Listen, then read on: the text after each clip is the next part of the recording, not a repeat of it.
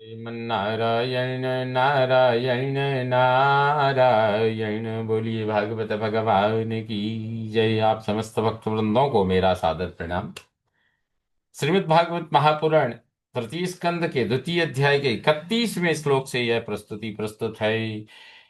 विपन्नान् विषपानेन निगृह्य भुजगाधिपम् उत्थाप्यापाय यद्गावस्तत्तोऽयं प्रकृतिस्थितम्।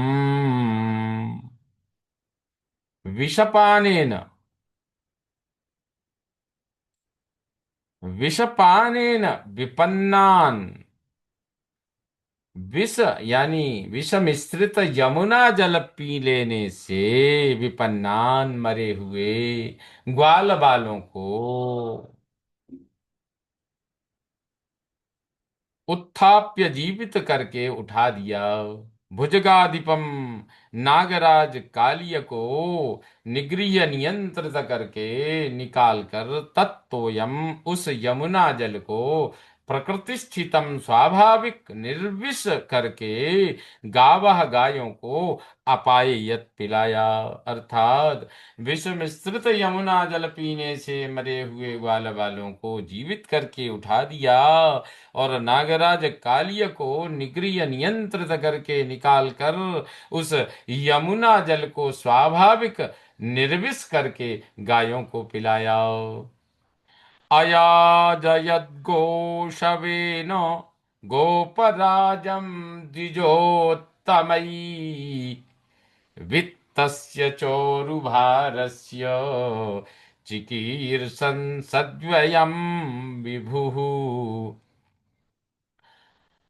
विभु भगवान ने वित्तस्य च धन का और उरुभारस्य बहुत सामग्रियों का सद्व्ययम उत्तम उपयोग चिकीर्षु करने की इच्छा से द्विजोत्तमयी श्रेष्ठ ब्राह्मणों द्वारा गोपराजम गोपराज नंद बाबा से गोसवेन गोवर्धन पूजन रूप गौ यज्ञ अयाजयत कराया।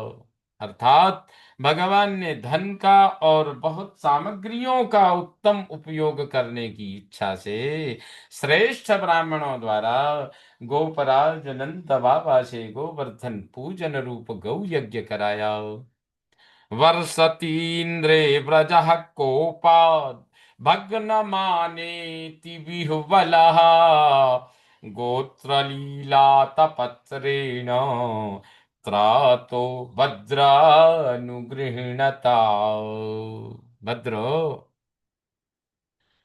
हे विदुर जी, भग्न माने मान भंग होने से, कोपात क्रोध से, इंद्रे वर्षति इंद्र के घोर वृष्टि करने पर, अति विह्वला अत्यंत व्याकुल व्रजः ब्रज के लोगों की, लीला आतपत्रेन खेल के छत्ते के समान गोत्र पर्वत उठाकर अनुगृहणता कृपा करके त्रातः उनकी रक्षा की, ब्रज के लोगों की रक्षा की।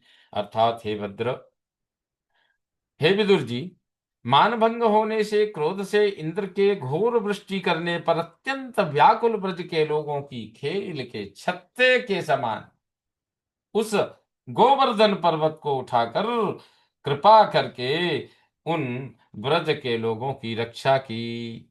शरत शशिकरैर्मृष्टं मानयन् रजनी मुखम गायन कलपदम रेमे स्त्रीणां मंडलमंडनः।